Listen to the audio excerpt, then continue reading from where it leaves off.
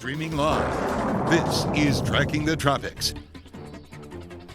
Well, good Tuesday afternoon. Storm Team 8 meteorologist Amanda Hawley here with a special edition of Tracking the Tropics on this Tuesday, July 23rd.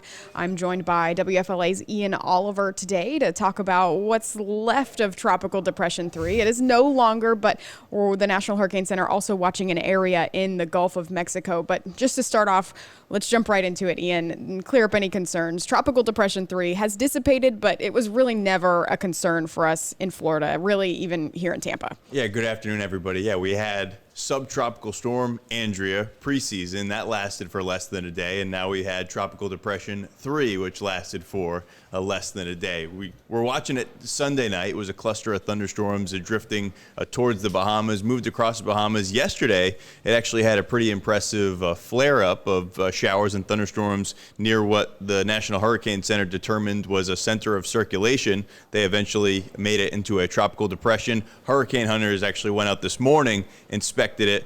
Was previously healthy, like I mentioned, but as they were leaving the system, they found the northern side. There wasn't really a well-defined center of circulation anymore, and it's approaching a cold front. So it was never going to be long-lived, even if it had been able to attain tropical storm intensity. It didn't, and it didn't hang around long. Yeah, which is obviously always good news. Didn't really even bring much rain to South Florida, more so to the Bahamas there, but we are looking at some footage of this is Cocoa Beach right now, and you can see there's some dark clouds out there. Maybe not the best of beach days for people, but luckily this was not a tropical threat by any means for us here in the United States. But if we go back to graphics there, as Ian mentioned, we've got a cold front that's dropping in from the north there. Pretty significant cold front for much of the United States. A heat wave ended. Yeah. A heat wave ended. Many of those people were happy to see the rain and happy to see those cooler temperatures move in. And good news for us too is it sheared this system out. But as the cold front really drops into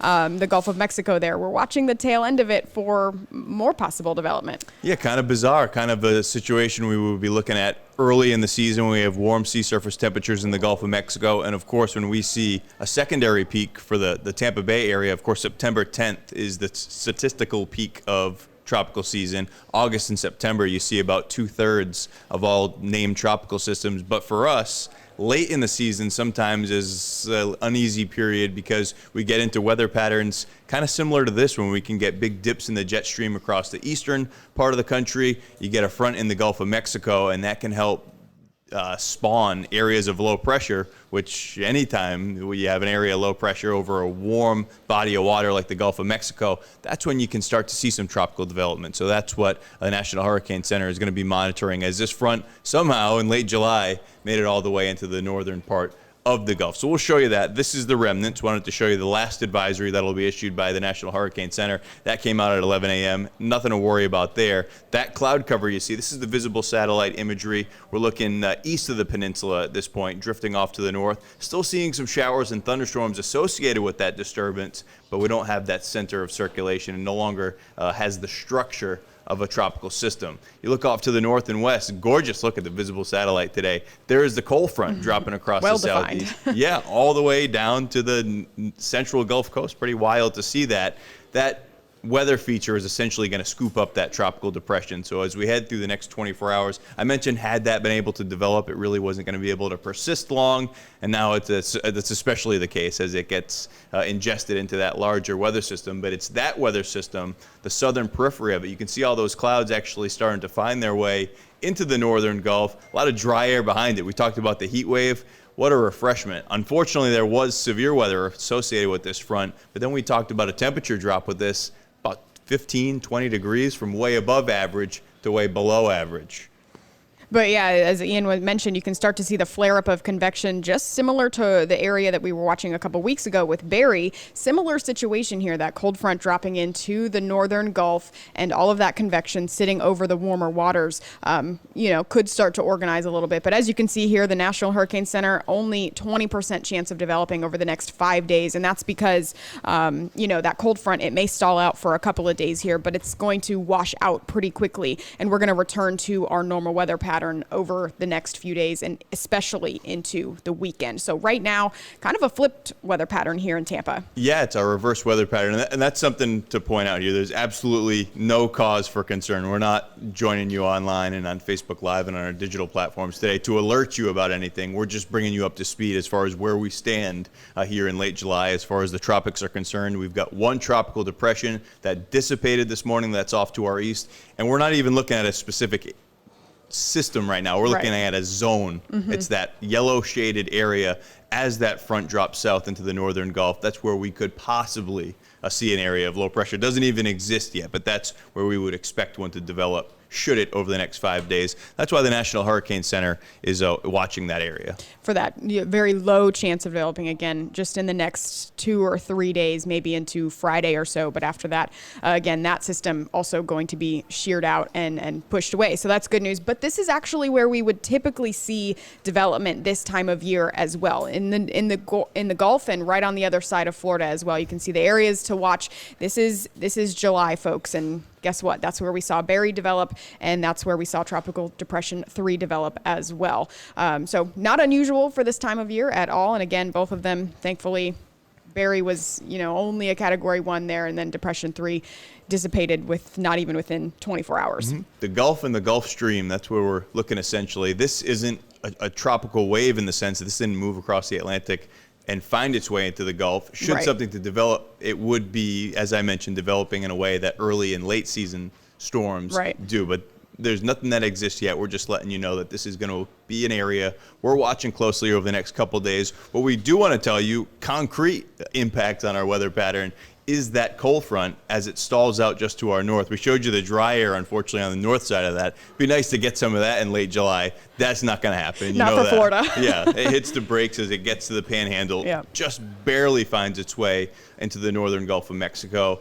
We don't see much of a difference in terms of our air mass. We actually do cool off a little bit, if you want to call it that, because our wind direction has changed. We've seen this intense pattern lately, a normal summertime pattern where we've seen a sea breeze collision across inland spots that's generated strong and severe thunderstorms. Then through the evening, those storms have drifted back towards the Gulf Coast. Now we're in the opposite of that. We've got a wind direction that's coming out of the southwest. So when we get in an onshore flow wind pattern like this, it's what we saw, Amanda, through the early part of this month where we got absolutely soaked. We average a little bit better than 7 inches of rainfall.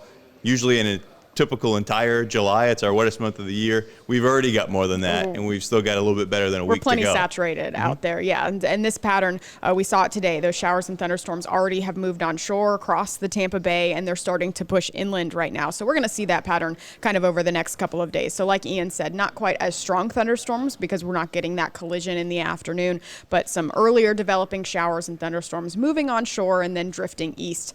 So our evenings should be a little bit drier through the end of the week, but then we go back to a normal pattern as this front kind of washes out and high pressure again builds to our east. There it is on future track. That high pressure slides down, and we're going to start to see that southeasterly flow once again, bringing us back those afternoon showers and thunderstorms. So yeah, showers and thunderstorms still in the forecast. Still in the forecast, There's no escaping that. It's just the timing of all this. So take home messages through the rest of this work week.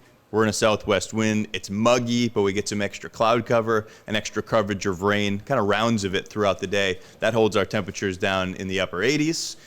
So just be mindful of that when you're heading to work over the next few days. You could run into some rain. By the time we get to the weekend, it's back to normal. We got morning sunshine, afternoon showers and thunderstorms. That's exactly right. And with this pattern over the next couple of days, we already got in a video and a picture of those water spouts. It's a little bit better of conditions for those to develop over the next couple of days with this onshore flow. So be mindful of that if you're boaters. And of course, if you can safely do so, send us your pictures.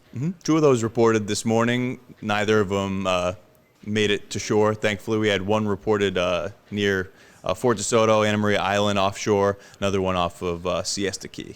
Yep, so just, again, onshore flow pattern, better pattern for water spouts. But overall, tropics remain relatively quiet. Tropical Depression 3 has dissipated. That is no longer an area that the National Hurricane Center is even monitoring. And then just a very low chance of development there in the northern Gulf, but would likely not become anything significant if it even develops at all. So we just wanted to give you guys an update. Of course, we'll have our regularly scheduled Tracking the Tropics coming up tomorrow at 1:30 Eastern, 12:30 Central. I'll be joined by a couple different meteorologists once again, as we normally do. But again, thanks for joining us on today's special edition of Tracking the Tropics. For Ian, I'm meteorologist Amanda Hawley at WFLA.